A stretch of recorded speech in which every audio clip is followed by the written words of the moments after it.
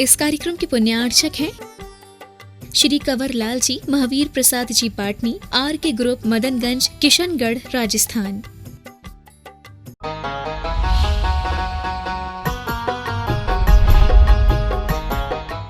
नमः श्रीवर्धमानाय निर्धूतकलिलात्मने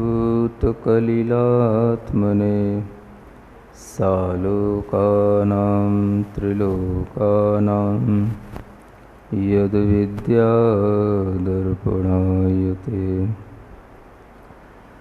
आचार्य समंतभद्र महाराज विरचित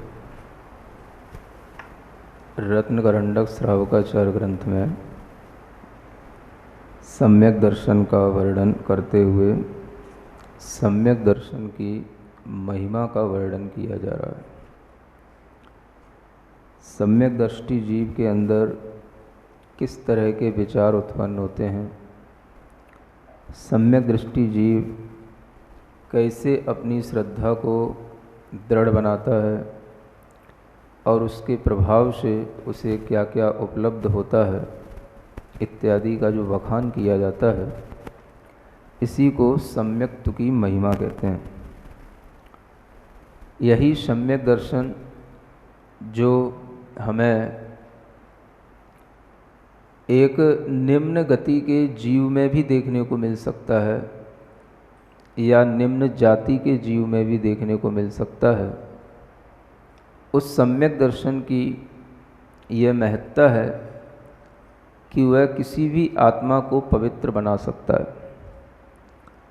उस आत्मा को धर्ममय बना करके उसे मोक्ष मार्ग पर लगा सकता है और उस आत्मा का कल्याण करने के लिए उसे जो देव शास्त्र गुरु की श्रद्धा रूप सम्यक दर्शन का धर्म प्राप्त हो जाता है, वह जीव नीच कुल का भी हो सकता है और निम्न गति का भी हो सकता है। ये दोनों उदाहरण कल आपको दे दिए गए थे। नीच कुल में उत्पन्न हुए चांडाल आदि के उदाहरण दिए गए और निम्न गति में उत्पन्न हुआ कुत्ते आदि का भी उदाहरण दिया गया। यहाँ ये जानना कि जो यहाँ पर श्वा का उदाहरण दिया है, श्वा माने होता है कुत्ता, वह उदाहरण सम्यक दर्शन रूपी धर्म के साथ ही दिया गया है और उसी धर्म को पुण्य कहा जाता है। धर्म कहीं पुण्य से अलग नहीं होता। जो लोग थोड़ा सा पढ़ने लिखने लगते हैं तो उनका कहना होने लग जाता है पुण्य अलग चीज़ है और धर्म अलग चीज़ है, क्योंकि पुण्य तो आपको किसी भी तरह की शुभ क्रिया से मिल जाता है, लेकिन धर्म आपको केवल श्रद्धा से ही मिलेगा, प्रतीति से ही मिलेगा। तो उसी श्रद्धा का कथन करते हुए यहाँ आचार्य पुण्य को भी धर्म ही कह रहे हैं और धर्म को ही पुण्य भी कह रहे हैं। यह बात अलग है कि पुण्य कोई भी कमा सकता है, पुण्य कोई भी बंध को प्राप्त कर सकता है, लेकिन धर्म हर कोई नहीं कर सकता। पुण्य के साथ धर्म होना जरूरी नहीं है, लेकिन धर्म के साथ पुण्य होना जरूरी होता है। जहाँ जहाँ पुण्य होगा वहाँ वहाँ धर्म हो जरूरी नहीं है, लेकिन जहाँ जहाँ धर्म होगा वहाँ वहाँ पुण्य अवश्य आएगा। इस दृष्टि से देखेंगे तो धर्म और पुण्य एक कहलाता है, क्योंकि जब व्यक्ति सम्यक दर्शन आदि के भाव करता है, देवशास्त्र गुरु पर अपनी श्रद्धा किसी भी निमित्त से रखता है, तो उसके अंदर धर्म भी होता है और पुण्य भी होता है। इसलिए यहाँ पर धर्म को भी पुण्य कहा जाता है, क्योंकि बिना धर्म के उस पुण्य का कोई प्रयोजन नहीं जो हमें हमारी आत्मा को पवित्र ना बनाए। तो यहाँ पर जो कल आपको उदाहरण दिया था उसमें एक शब्द आया था कि धर्म किलविषात। धर्म और किलविष ये दो शब्द आए। धर्म के फल से कुत्ता भी देव बन जाता है और किलविष माने होता है पाप। पाप के फल से देव भी कुत्ता बन जाता है। यह धर्म और किल्विष माने अधर्म या पाप का फल है। समझने की बात यह है कि जब यहाँ पर किल्विष माने पाप होता है तो धर्म का मतलब यहाँ पर धर्ममय पुण्य है, धर्म के साथ होने वाला पुण्य है। क्योंकि अच्छी गति मिलना या अच्छी किसी भी आयु का बंध होना या किसी अच्छे भोग वैभवों के साथ में उत्पन्न होना, यह सब चीज़ें पुण्य के द्वारा ही संपादित की जाती हैं। तो यहाँ पर किल्विष माने होता है पाप, पाप का उल्टा वैसे तो होता है पुण्य, लेकिन यहाँ पर पाप का उल्टा क्या लिया? धर्म लिया। ये ध्यान रखने की बात है। धर्म के फल से कुत्ता देव हो रहा है, इसका मतलब क्या है कि वह धर्म जो धर्म भी है और पुण्य भी है, वो सम्यक दर्शन रूपी धर्म, जिसके कारण से धर्ममय पुण्य होने पर वह कुत्ता भी देवगति को प्राप्त हो जाता है। क्योंकि देवगति पुण्य गति है, पुण्य आयु है और यह भी शुभ आयु है, और देवगति में जो भी वैभव आदि मिलते हैं वो सब पुण्य के फल से ही मिलते हैं।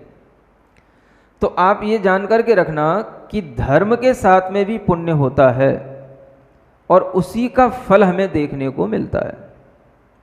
अगर धर्म के साथ पुण्य नहीं होगा तब तो फिर आदमी कहेगा ऐसे धर्म से क्या मतलब जिससे कोई सुख ही ना मिले।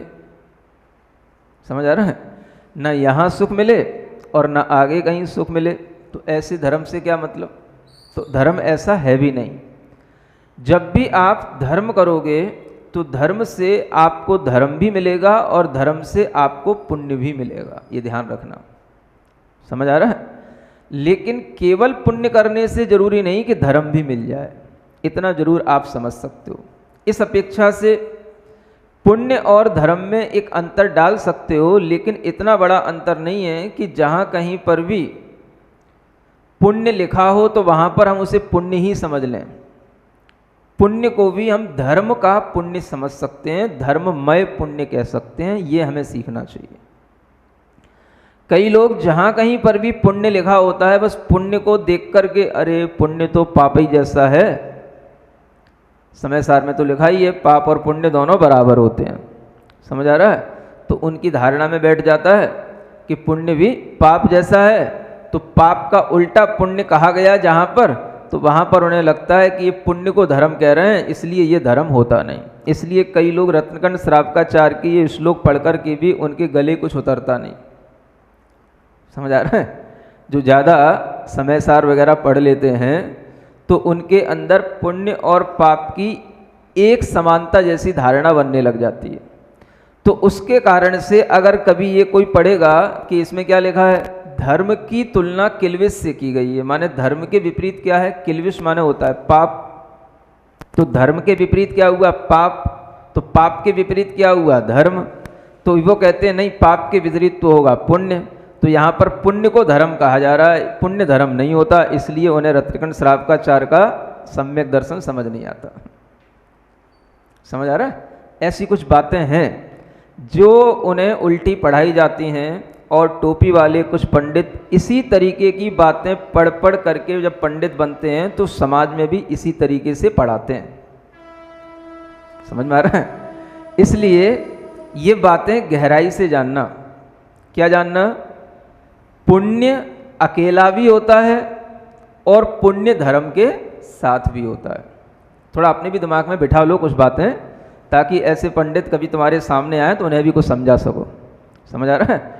जब कोई पंडित कहे कि पुण्य का नाम धर्म नहीं होता तो तुम समझा सको कि ये बात ठीक है कि पुण्य का नाम धर्म नहीं होता, लेकिन ये भी तुम अच्छी तरीके से जान लो कि पुण्य के बिना भी धर्म नहीं होता। तो एक पुण्य वह होता है जो केवल पुण्य रूप है, वो तो कोई भी कर सकता है। वो ऐसा पुण्य समझ लो जैसे मान लो कोई भी मिथ्या दृष्टि जीव है, उसे देवशास्त्र गुरु से कोई लेना देना नहीं। दुनिया में अनेक लोग होते हैं कि नहीं होते? कोई धर्म तुम्हारे लिए तो है नहीं, पुण्य केवल तुम्हारे लिए तो है नहीं। कोई भी दुनिया का व्यक्ति है, अगर किसी ने किसी के ऊपर परोपकार कर लिया, किसी ने किसी की रक्षा कर दी, किसी ने किसी को सहायता दे दी, तो सब पुण्य तो कर ही रहे हैं। समझ आ रहा है? दूसरे लोग भी अनेक अनाथालय बनवाते हैं, अनेक विकलांग लोगों के बच्चों का पालन पोषण करते हैं, अनेक तरह की गाय आदि पशुओं के भी सेवा करते हैं, अनेक तरह से पशुओं को बचाते हैं, उनकी रक्षा करते हैं। अनेक जीव जो उन्हें किसी भी तरह से दुखी मिलते हैं उनकी भरसक सहायता करते हैं। किसी भी तरह के अभाव में जीने वाले लोग होते हैं उन्हें कपड़े, वस्त्र और किताब, कॉपी, पैसा इत्यादि उन्हें साधन दे करके उनकी सहायता करते हैं। करते कि नहीं करते? जिन्हें जो देव शास्त्र गुरु रूप धर्म है उन्हें कुछ नहीं मालूम, लेकिन पुण्य तो कर रहे हैं, तो वो केवल अकेला पुण्य कर रहे हैं। समझ में आ रहा है? वो क्या कर रहे हैं? पुण्य कर रहे हैं। लेकिन जब आपको धर्म शास्त्र में कहीं पुण्य इस तरह से लिखा हुआ मिलेगा तो उस पुण्य को धर्म के साथ पुण्य समझना। आप जो पुण्य करोगे वो पुण्य आपका धर्ममय पुण्य है, वो पुण्य आपके लिए नुकसानदेह नहीं है, वो पुण्य आपके लिए संसार का कारण नहीं है, वो पुण्य आपके लिए आपकी आत्मा को और पवित्र बनाने वाला है। और आपको धर्म के साथ में जो पुण्य मिलेगा वही पुण्य आपको भी सुख देगा, यहाँ पर भी और जहाँ जाओगे वहाँ पर भी। समझ में आ रहा है? तो लोगों के मन में एकांत धारणा ये ना बने कि धर्म से केवल बस आत्मा को मोक्ष ही मिलता है, आत्मा के कर्मों की निर्जराई होती है और कोई पुण्य तो होता नहीं, और पुण्य को ये लोग धर्म मानते नहीं, और पुण्य के बिना कुछ काम बनता नहीं, इसलिए हमारे लिए संसार में सुख तो हमें कभी धर्म से मिलने वाला है नहीं। ऐसी जो लोग एकांत धारणा बनाते हैं उनके लिए आचार्य कहते हैं आपका ऐसा सोचना गलत है। तो धर्म के साथ भी पुण्य शुरू होता है, वो पुण्य अलग क्वालिटी का होगा, जो पुण्य दूसरे लोग नहीं कर सकेंगे। कितना ही दूसरे लोग दान दें, अंग दान दें, रक्त दान दें, कुछ भी दूसरे लोगों को सिखाएं, पढ़ाएं, कितनी सेवा करें, करोड़ों रुपए के हॉस्पिटल खोलें, कॉलेज खोलें, इतना पुण्य उसे नहीं मिलेगा जितना पुण्य यहां धर्म करने वाला व्यक्ति कमाएगा। समझ आ रहा? तो यहां पर जो पुण्य बताया जाता है वो धर्म के साथ होने वाला पुण्य है। और धर्म क्या है वो तो आचार्य भी जानते हैं ना, धर्म क्या है। शुरू में ही दूसरे श्लोक में लिखा था ना, धर्म क्या है? सदृष्टि ज्ञान वृत्तानि धर्मम धर्मेश्वरा विदु। इसी ग्रंथ में लिखा है कि नहीं? धर्म क्या है? सम्यक दर्शन ज्ञान चारित्र धर्म कहा गया है। तो अगर सम्यक दर्शन रूपी धर्म है तो उस धर्म के साथ भी पुण्य होगा और उसी पुण्य का प्रभाव दिखाया जाएगा। और जो उसके पुण्य के साथ में धर्म नहीं कर रहा है तो उसके लिए यहां पर किल्विष या पाप रूप उसे कहा जाता है। समझ आ रहा है? नहीं आ रहा? क्या समझ आया? यहां क्या लिखा है? धर्म किल्विषात। धर्म की विपरीत चीज क्या बताई? किल्विष। किल्विष का मतलब पाप, तो धर्म का उल्टा पाप है, ये समझ के चलो। समझ आ रहा है? पुण्य का उल्टा पाप नहीं है। यहां क्या बताया जा रहा है? यहां धर्म का उल्टा पाप है। अगर आप पाप से बच रहे हो तो आप धर्मात्मा हो, अगर आप धर्म कर रहे हो तो आप पुण्यात्मा हो। और आपको पाप से बचाने के लिए आपको पाप का फल भी दिखाया जा रहा है और पुण्य का फल भी दिखाया जा रहा है। तो ये तो आचार्य जो स्वयं ग्रंथ लिख रहे हैं उन्हें भी मालूम है कि हम यहाँ पर धर्म कह रहे हैं तो धर्म का मतलब धर्म ही है। नहीं समझ आ रहा? इस श्लोक में जो धर्म कहा जा रहा है ऐसा तो नहीं कि वे आचार्य भूल गए हों कि हमने दूसरे श्लोक में लिखा था धर्म का मतलब क्या और यहाँ हम लिख रहे हैं धर्म का मतलब पुण्य। समझ आ रहा है? तो कुछ पंडित लोग जो अपने दिमाग से ग्रंथ लिखते हैं, अपने दिमाग से टीकाएं लिखते हैं, वो आचार्यों के अभिप्राय के विपरीत भी चले जाते हैं। समझ आ रहा है ना? तो ऐसे विद्वान जिन्होंने इन श्लोकों की टीकाएं की हैं, व्याख्याएं की हैं, उन्होंने यहाँ पर धर्म को केवल पुण्य लिख दिया है।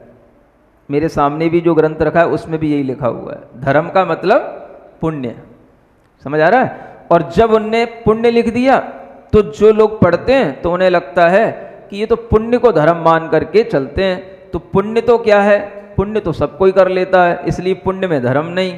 तो उनकी श्रद्धा यहाँ से हट जाती है। समझ आ रहा है? ये किस कारण से हुआ? ये पंडितों की अपनी व्याख्याओं के कारण से हुआ। सुन रहे हो? आप सोच रहे होगे महाराज पंडितों पे आप इतना क्यों टूट पड़ रहे हो? अब क्या करें? समझ आ रहा है? अगर जो लिखा हुआ है वो ही हम पढ़ें और वो ही हम पढ़ाएं, जो तो हमारे बस की है नहीं। हमें तो आचार्यों का अभिप्राय देखना है, उनके मूल सूत्रों को देखना है, उनके भावों को देखना है, और हमें तो आगे पीछे ऊपर नीचे सब देखना है। मैं इस बात के लिए मोहताज तो हूं नहीं कि जब तक उस श्लोक की हिंदी नहीं होगी तब तक मैं उस श्लोक का मर्म नहीं समझ सकूंगा। समझ आ रहा है? क्योंकि आपको श्लोक का मर्म समझने के लिए आपको संस्कृत भी आनी चाहिए, पूर्वापर आचार्यों के जो उल्लेख हुए हैं उसको भी मिलान करना आना चाहिए, तभी आप सही तरीके की टीकाएं, सही व्याख्याएं कर सकते हैं। आ रही बात समझ? इसलिए जब मैं आगे पीछे सोचता हूँ, देखता हूँ, तो मुझे यहाँ जो कुछ भी लिखा मिलता है मुझे लगता है कि इन लोगों ने ये सब हिंदियाँ कर करके इन ग्रंथों को बिगाड़ रखा है। समझ आ रहा है? मैं पंडित पन्नालाल जी को बहुत अच्छा विद्वान समझता था, लेकिन उनकी भी हिंदी यहाँ देख करके मुझे ऐसा लग रहा है कि उन्होंने भी इस ग्रंथ को बिगाड़ दिया। समझ आ रहा है ना? हाँ, बहुत अच्छे विद्वान हैं वो, जबलपुर के हुए, लेकिन इस ग्रंथ में उन्होंने धर्म को यहाँ पर पुण्य के रूप में व्याख्यायित कर दिया, और धर्म को यहाँ पर जब उन्होंने पुण्य के रूप में कह दिया तो उनने फिर आगे लिख दिया कि पुण्य के फल से ऐसा हो जाता है, धर्म के फल से नहीं हो रहा है।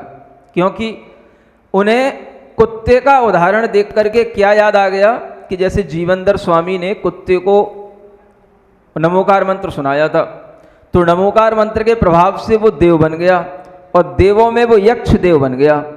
कौन सा देव बना? यक्ष देव बना। समझ आ रहा है? अब यक्ष बना तो यक्ष तो व्यंतरों की फैकल्टी होती है,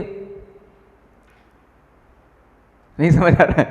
यक्ष तो व्यंतरा, किन्नर, किंपुरुष, मौरा, गंधर्व, यक्ष, राक्षस, भूत, पिशाचा, तो ये तो यक्ष जो है व्यंतरों की फैकल्टी होती है।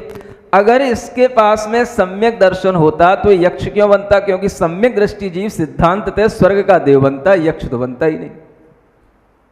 समझ आ रहा है? ऐसे उनने अपना दिमाग चलाया और सब उनने उसमें हिंदी में लिख दिया ये सब बातें, कि यहां पर धर्म का मतलब केवल पुण्य का प्रभाव बताया जा रहा है, यहां पर धर्म का मतलब केवल नमोकार मंत्र आदि का प्रभाव बताया जा रहा है, यहां पर धर्म का मतलब केवल बस पवित्र पुण्य के भावों से है, पवित्रता के भावों से है, धर्म भाव से नहीं है। जबकि यहां पर क्या लिखा है? धर्म किल विषात, धर्म के फल से कुत्ता देव बना है। समझ आ रहा है? तो आपने ये कैसे समझ लिया कि पूरे पुराणों में या पूरे चतुर्थ काल में या पूरे मतलब कहना चाहिए अतीत काल में एक ही कुत्ता हुआ जिसको जीवन धर ने बस नमोकार मंत्र सुनाया और वही कुत्ता देव बना, बाकी और किसी को नमोकार मंत्र सुनी और किसी को कुत्ते को देव नहीं बनना कभी हुआ? नहीं समझा? मैं थोड़ा सा पूछना चाह रहा हूं इन विद्वानों से जो ये हिंदी के करते हैं और अपने मन की व्याख्याएं करते हैं, अर्थ कहीं के कहीं पहुंचा देते हैं, क्या एक ही कुत्ता हुआ है जिसको बस नमोकार मंत्र सुनाया गया और जिसको जो है जीवनदर स्वामी ने सुनाया, बस उसका एक उदाहरण मिलता है? तो क्या एक ही उदाहरण हुआ बस? अभी तक अतीत काल में एक ही कुत्ता स्वर्ग गया है? नहीं समझ आ रहा है? एक ही कुत्ता स्वर्ग गया क्या अभी तक? बस अगर उदाहरण हमें एक मिल रहा है तो हमने उसी को उसमें फिट कर दिया। अरे भाई, हो सकता है कि जीवनदर स्वामी ने उसको नमोकार मंत्र सुनाया, उसका लिए कोई नमोकार मंत्र ही तो सुनाया था, उसके लिए कोई सम्यक दर्शन तो नहीं दिला दिया था। जब नमोकार मंत्र सुनाया तो नमोकार मंत्र के प्रभाव से उसके परिणाम इतने शुद्ध हो गए कि वह मरकर के यक्ष देव बन गया। मैं मानता हूं, चलो व्यंतर देव बन गया, लेकिन उसे सम्यक दर्शन नहीं दिलाया गया। जैसे त्रियंचों को सम्यक दर्शन दिलाया जाता है, जैसे पार्श्वनाथ भगवान के जीव को, पार्श्व पुराणी कथा याद करो अब, जैसे वो है अरविंद नाम के मुनि महाराज ने उस हाथी को सम्यक दर्शन दिलाया, व्रत दिलाया, जैसे सिंह को भगवान महावीर स्वामी के जीव को दो चारण रिद्धिधारी मुनि महाराजों ने सम्यक दर्शन दिलाया, व्रत दिलाया, ऐसे उसको नहीं दिलाया। उन्होंने मर रहा था, मरते समय अब वो क्या करेगा इससे ज्यादा? कोई जान तो हो आदमी में कुछ करने की, सीखने की, समझने की, थोड़ा टाइम तो हो। अब मरते मरते क्या कर दिया, णमोकार मंत्र सुना दिया, चलो जितना अच्छा हो सकता उतना हो गया। अब वहां उसको सम्यक दर्शन का पाठ पढ़ाने का टाइम ही नहीं है। नहीं समझ आ रहा है? तो वो जो है अगर उस नमोकार मंत्र के प्रभाव से मर कर के देव बन गया, तो इसका मतलब ये नहीं है कि यहां पर धर्म का मतलब सिर्फ नमोकार मंत्र का प्रभाव या केवल पुण्य ही बताया जा रहा है, जो पुण्य के प्रभाव से देव बन गया, लेकिन वह स्वर्ग का देव नहीं बना, क्योंकि सम्यक दृष्टि अगर हो जाता तो स्वर्ग का देव बनता, वो यक्ष देव नहीं बना। तो ऐसा कहकर के आप ये कैसे कह सकते हो कि यहां पर जो आचार्य लिख रहे हैं ये उसी कुत्ते के बारे में लिख रहे हैं? नहीं समझ आ रहा है? क्या एक ही कुत्ता हुआ है? कितने ही कुत्तों को अगर सम्यक दर्शन दिला करके स्वर्ग पहुंचाया हो और उनकी कथा अगर पुराण में न हो, तो क्या उनका हमें उल्लेख नहीं मिल रहा है, तो हमें क्या वो बात स्वीकार नहीं करनी होगी? अरे एक कुत्ता ना सही, हाथी है, सिंह है, कुत्ता तो एक उपलक्षण होता है, माने एक छंद लिखने की कला होती है या कोई बात को बताने का एक जो है उपलक्षण होता है कि एक शब्द में अन्य भी चीजें गर्भित हैं। समझ आ रहा है? जैसे मान लो आप यहां बैठे होते हो, समझ आ रहा है? किसी ने कहा भाई ये सामग्री यहां पड़ी रहती है, यहां पर जो है ध्यान रखना ये सामग्री जो है बिल्ली ना ले जाए। क्या समझ आ रहा है? सामग्री बिल्ली ना ले जाए। तो अब क्या है, अब आपको केवल सामग्री की रक्षा केवल बिल्ली से ही करनी है। सुन रहे हो? सामग्री देखना बिल्ली बिल्ली ना खा जाए, ऐसे बोलते हैं ना। तो अब क्या केवल बिल्ली देखनी है? अब आपको बिठा दिया जाए तो आप कहोगे महाराज कह गए थे, या महाराज को क्या पड़ी, तो मतलब सेठ जी कह गए थे कि बिल्ली जो है सामग्री की रक्षा बिल्ली से करना है ना। अब वो वहां पर कोई भी आदमी बैठा है, नौकर बैठा है, तो वो देखेगा बिल्ली आएगी तो ही सामग्री से रक्षा करूंगा। अब मान लो कुत्ता आ गया तो चूहा ही खा रहा तो, दूसरे और चीटी चीटियां लग रहे तो, कबूतर आ गया तो बिल्ली कहना यह कहलाता उपलक्षण मात्र। ये सूत्रों की भाषाएं होती हैं, इनका उपयोग आचार्यों ने टीका करते हुए किया। ये सूत्र हुए वचन होते हैं। समझ आ रहा है? ऐसी कुत्ता कहने का मतलब है एक कुत्ता ही नहीं है। कुत्ता से मतलब जो कोई भी पंचेंद्रीय प्राणी है, चाहे वो हाथी हो, चाहे मगरमच्छ हो, चाहे वो हिरण हो, चाहे वो सिंह हो, चाहे चीता हो, कोई भी हो सकता है। कुत्ता तो एक उपलक्षण है। धर्म, वह स्वयं आचार्य धर्म शब्द का प्रयोग कर रहे हैं, तो हमें धर्म को धर्म के रूप में ही व्याख्यान करना चाहिए। हम धर्म को इतना हल्का बता करके यहां व्याख्यान क्यों कर दिए कि धर्म का मतलब यहां पुण्य है, जो कि नमोकार मंत्र आदि के प्रभाव से उत्पन्न हो जाता, बस उतना पुण्य है। इसी कारण से वो यक्ष मर करके व्यंतर देव बन गया।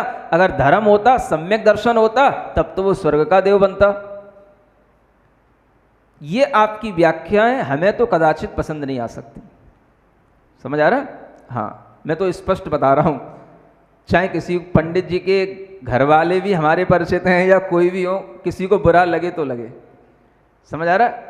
इस तरह से शब्दों का अर्थ हमें कहीं का कहीं पहुंचा करके व्याख्या कर देना, ये हमारे लिए एक तरह से बहुत हानिकारक सिद्ध हो सकता है और होता है।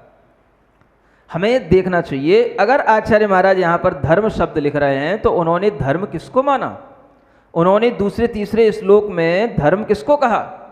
क्या उन्हें पता नहीं धर्म क्या होता है? तो यहाँ धर्म लिख रहे हैं तो कौन सा धर्म लिख रहे हैं?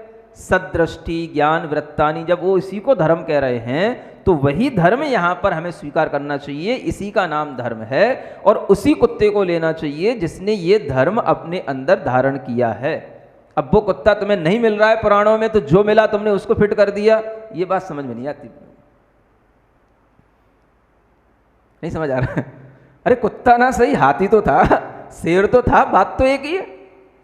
कुत्ता तो केवल एक उपलक्षण मात्र है, वो तो शब्द को फिट करने वाली बात है। अपन लौकिक में भी बोलते हैं, मैं भी कई प्रोफेशन में बोल देता हूं भाई कि देखो डीओजी में और जीओडी में कितना सा अंतर है। डीओजी का उल्टा कर दो तो जीओडी हो जाता है, नहीं हो जाता? वही तो देव हो गया। आपके लिए गॉड का मतलब क्या होता है? समझ आ रहा है? अच्छे काम करोगे तो डीओजी से जीओडी बन जाओगे, और बुरे काम करोगे तो जीओडी होकर के भी डीओजी बन जाओगे। नहीं समझ आया? तो ये तो एक बोलने की भाषा होती है, लेकिन इसका मतलब ये नहीं है कि हम उस शब्द का उतना सा ही अर्थ निकाल करके और वही एक उदाहरण लेकर के उसमें फिट करके उसमें हम जो है उसका अर्थ कहीं का कहीं पहुंचा दें। समझ आ रहा है? तो आप ये समझें कि इन जो श्लोक हैं यहां पर धर्म को पाप के विपरीत कहा गया है। क्या कहा गया? हाँ, आप हमेशा ये जान के चलो, पाप का विपरीत पुण्य नहीं है, पाप का विपरीत धर्ममय पुण्य है। जो आप धर्म के साथ पुण्य कर रहे हो वो यहां पर पुण्य है। तो धर्म का प्रभाव अगर आपको देखना है तो इस तरह के सम्यक दर्शन को जो जीव धारण कर लेते हैं उनके पुण्य के माध्यम से उस धर्म के प्रभाव को देख सकते हो। यहां धर्म का प्रभाव बताया जा रहा है, नमोकार मंत्र का प्रभाव नहीं बताया जा रहा। नमोकार मंत्र के प्रभाव से वो अगर सदगति का पात्र हो गया तो ये उसके लिए ये नहीं कहा जा सकता कि उसको सम्यक दर्शन हो गया। समझ आ रहा? जैसे कि वो नाग नागिनी को भी, है ना, पार्श कुमार के जीव ने क्या सुना दिया? तो नमोकार मंत्र सुनाया। अब मरे ही रहे थे बेचारे, मरने ही वाले थे, आधे जल चुके थे, क्या उनके लिए हो सकता था? तो इतना ही हो सकता था। तो सम्यक दर्शन को तब व्यक्ति समझ पाता है जब उसकी चेष्टाएं या उसका शरीर आदि ठीक हो। समझ आ रहा? जैसे हाथी है, सिंह है, उसने पालन किया सम्यक दर्शन के साथ व्रतों का। अब जो मरते मरते क्या हो सकता है? तो मरते मरते इतना ही हो सकता है भैया, अरियंत सिद्ध, अरियंत सिद्ध, इससे ज़्यादा क्या हो सकता है? अब तुम लोग मरने के बाद बोलते हो राम नाम सिद्ध है, तो उससे पहले ही थोड़ा सा बोल दो तो कम से कम इतना तो अच्छा हो जाए कि अरियंत नाम सिद्ध है, अरियंत नाम सत्य है, सिद्ध नाम सत्य है? मरने से पहले सुनाना नहीं और फिर मरने के बाद बस चार चार आदमी उठा लेते हैं, राम नाम सत्य है, मुर्दा बड़ा मस्त है, बस। क्या समझ आ रहा है? तो ये तो आपकी इतनी अज्ञानता है कि आप मरने के बाद उसको सुना रहे हो। किसको सुना रहे हो? अब तो आदमी किसी को सुनाता भी नहीं है, टाइम ही नहीं है, माहौल ही नहीं है। समझ आ रहा है? अब किसको सुनाए? पहले आदमी कम से कम सुनाता था तो जोर जोर से भी बोलता था, तो गली मोहल्ले के 4, 6, 10 लोगों के कान में भी आवाज पहुंच जाती थी, भाई राम नाम सत्य है। अब तो आदमी सीधा मरता है, हॉस्पिटल से सीधा ही उसको बोले सीधा ही ले जाना, घर पे भी नहीं ले जाना, कोरोना हो गया है। क्या समझ आ रहा है? उतना भी कहने को टाइम नहीं। अब तो कौन कहे, रोजाना ही भीड़ लगी है, शमशान घाटों में ही जगह नहीं बच रही है अब तो। समझ आ रहा है? तो मतलब कि आदमी के अंदर मरने के बाद भी कहीं थोड़ा सत्य जानने का एक भाव आता था, वो भी गया। राम नाम सत्य कम से कम मरने के बाद तो याद आता था, लेकिन अगर मरने से पहले याद आ जाए कि राम नाम सत्य है, उसके कान में राम का नाम पड़ जाए, अरियंत सिद्ध का नाम पड़ जाए, तो उसका भी कोई भाव बदल जाए, इतना भी मरते मरते हो जाए तो बहुत अच्छी बात है। समझ में आ रहा है? तो मरते मरते भी आपको इतना पुण्य तो मिल सकता है, लेकिन अगर आपको धर्म करना है सम्यक दर्शन, तो आपकी कम से कम जो है शरीर आदि मन आदि स्वस्थ होना चाहिए, जागृत होना चाहिए, तभी आपको सम्यक दर्शन का भाव उत्पन्न होगा। और उस भाव में जो जीव होंगे तो वो नियम से देव गति को प्राप्त होंगे, वो धर्म के प्रभाव से देव हुए, ये कहा जाएगा। इसलिए यहाँ पर कुत्ता कहने से उस कुत्तों को पकड़ना जिनको कभी सम्यक दर्शन के साथ मरण हुआ हो। समझ आ रहा है? सम्यक दर्शन के पुण्य के साथ में जो देव बने हो। और कुत्ता कहने से केवल कुत्ते को मत लेना, इसको क्या समझना? उपलक्षण है। अब कभी भी मैं उपलक्षण शब्द बोलूं तो समझ लेना क्या मतलब है इसका। समझ आ रहा है? ये क्या होता है? उपलक्षण। लक्षण नहीं है उसका, लेकिन उसका एक उपलक्षण माने निकट का लक्षण है। जैसे बिल्लियों से सामग्री की रक्षा करो, तो बिल्ली का मतलब बिल्ली नहीं है, कुत्ते से भी करना, चूहे से भी करना और सब जीवों से करना जो उस सामग्री का भक्षण कर सके। आ रहा समझ में? तो ऐसे ही ये सूत्र वाक्य कभी कभी उपलक्षणों के साथ में प्रयुक्त किए जाते हैं, है ना। तो इतनी जो व्याख्या थी, ये तो वैसे कल ही सूत्र हो चुका था, है ना। लेकिन इसकी व्याख्या कुछ जो ऐसा हमें लग रहा था कि कहीं ना कहीं ये सब चीज़ें गलत चल रही हैं, उनके भीतर ये चीज़ें छिपी हुई हैं जो यहाँ पर इसको पुण्य के रूप में देख करके लोग इसे धर्म नहीं मानते हैं। समझ आ रहा?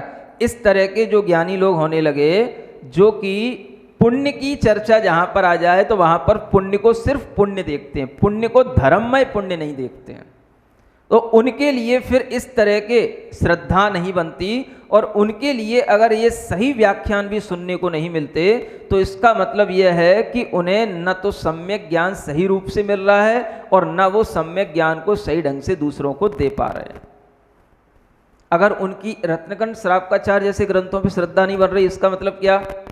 या तो उन्हें सिखाया सही ढंग से नहीं गया, व्याख्याएं पंडितों ने सही ढंग से नहीं की, या उनके गुरुओं ने उन्हें सही ढंग से नहीं सिखाया, इसलिए उनके अंदर इस तरीके का श्रद्धान बनता है कि रत्नकंठ श्रावकाचार्य में तो जो सम्यक दर्शन है वो तो सामान्य लोगों के लिए है, वो तो व्यवहार का है, वो तो कहने का है।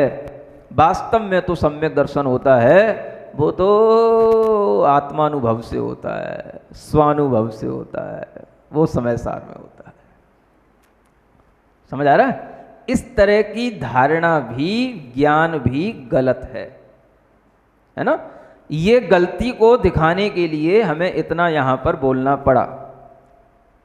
समझ आ रहा है? इसलिए जो कोई भी व्यक्ति सुने पक्षपात से रहित होकर के सुने, व्यामोह में ना पड़े, चाहे कोई भी विद्वान हो चाहे कोई भी गुरु हो, किसी भी के भी व्याख्यान के व्यामोह में ना पड़े, संस्कृत समझें, आचार्यों के सूत्रों को आगे पीछे ढंग से लगाना समझें, तभी आप जो है उन सूत्रों की सही व्याख्या समझ पाएंगे।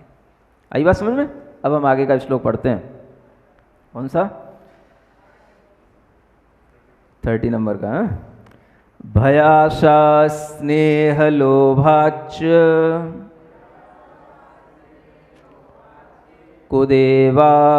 कुदेवागमलिंगिनां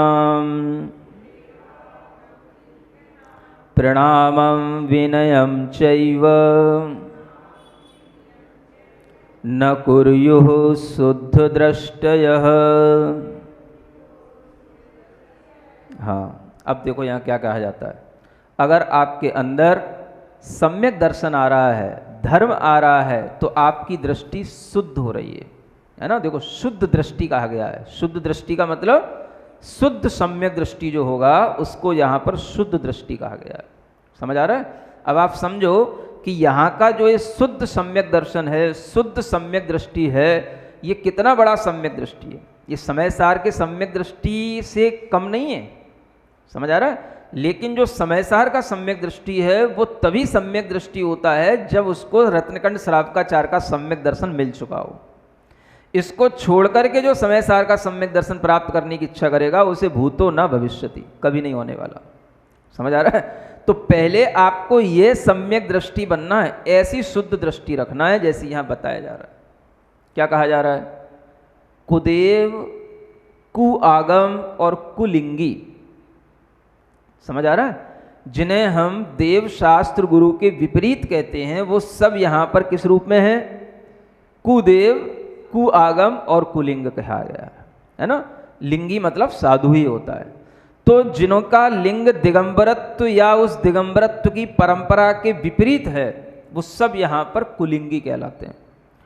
अगर हम किसी भी प्रकार के भय से, आशा माने अभिलाषाओं से, आकांक्षाओं से, है ना, और क्या लिखा है? 4 चीजें हैं, भय, आशा, स्नेह और लोभ। ये 4 चीजें होती हैं। आदमी मिथ्यात्व की पूजा क्यों कर रहा है? आदमी मिथ्या दृष्टि क्यों बना हुआ है? आदमी क्यों अपने उस मिथ्यात्व को छोड़ने की हिम्मत नहीं कर पा रहा है? तो बस ये 4 चीजें दी हैं। आप अपने गलेवान में झांक के देखना कि अगर हम किसी भी प्रकार का कोई मिथ्यात्व अपने अंदर समाये हुए हैं तो उसमें से 4 कारण हमारे अंदर हैं कि नहीं उस मिथ्यात्व से जोड़ने के। देख लेना, 5वां नहीं मिलेगा। भय होगा पहली बात तो आपके अंदर।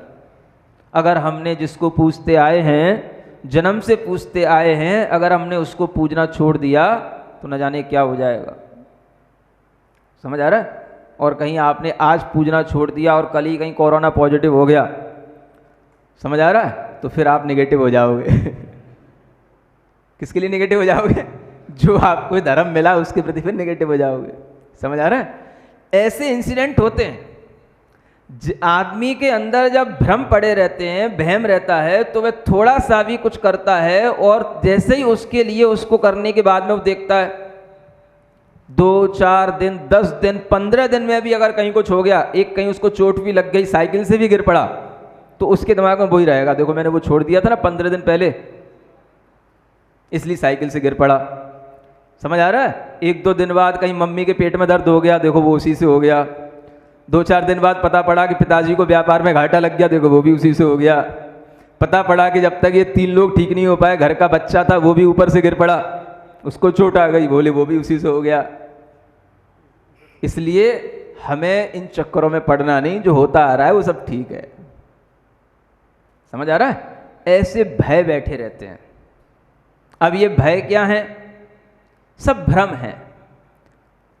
क्या जब आप ये सब कर रहे थे तब आपके साथ नहीं हो रहा था? क्या उससे पहले आपके घर में कोई मर नहीं रहा था, कि कोई बीमार नहीं पड़ रहा था, कि कोई गिर नहीं रहा था, कि कोई घाटे नहीं लग रहे थे? क्या नहीं हो रहा था? है ना? लेकिन जैसे ही आपने ये सब किया तो अब आपको क्या लगने लगा? अब हमारे साथ कुछ नहीं होना चाहिए, और अगर कुछ हो रहा है तो इस कारण से हो रहा है। तो ऐसा भयभीत हुआ व्यक्ति जो भ्रम के कारण से भयभीत हो रहा है, अज्ञानता से भयभीत हो रहा है, उस व्यक्ति को कभी भी शुद्ध सम्यक दृष्टि का लेवल लग ही नहीं सकता है। आपको तो ये सोचना है कि ये सब चीजें तो हो ही रही हैं, होती भी रहेंगी, हम ये करेंगे तो, ना करेंगे तो, क्योंकि ये तो पुण्य पाप का फल जो हमारे अंदर चल रहा है वो अलग है, और हमें जो धर्म करना है वो अलग चीज है। जो हमारे अंदर पाप का फल हमें मिलने वाला है, वो अगर हमारे धर्म से कहीं थोड़ा सा कम हो गया, पाप का फल मिलना दब गया, तो चलो ठीक है, लेकिन वो भी हमें कैसे महसूस होगा? मान लो आप साइकिल से गिर गए, अगर मान लो आपने वो धर्म ना किया होता, उसका संकल्प ना लिया होता, तो आप कहीं हेलीकॉप्टर से भी गिर सकते थे। गिरते नहीं हेलीकॉप्टर से? नहीं समझ आ रहा है? आप किसी ट्रक से भी गिर सकते थे, मोटरसाइकिल से भी गिर सकते थे, और ऐसे गिर सकते कि पीछे से कोई दूसरा वाहन आ रहा हो, आपको कुचलता चला जाए। लेकिन ये हमें कहाँ पता होता है कि हमें जो फल मिल रहा है वो हमारे पूर्व पाप का फल है, और उस फल को अगर हम धर्म करेंगे तो हम थोड़ा कम कर सकते हैं। जरूरी नहीं कि उस फल को हम बिल्कुल ही समाप्त कर दें। धीरे धीरे होता है कोई काम। अगर आपकी श्रद्धा दृढ़ बनेगी तो धीरे धीरे आपके अंदर ये सब चीजें महसूस होने लगेंगी।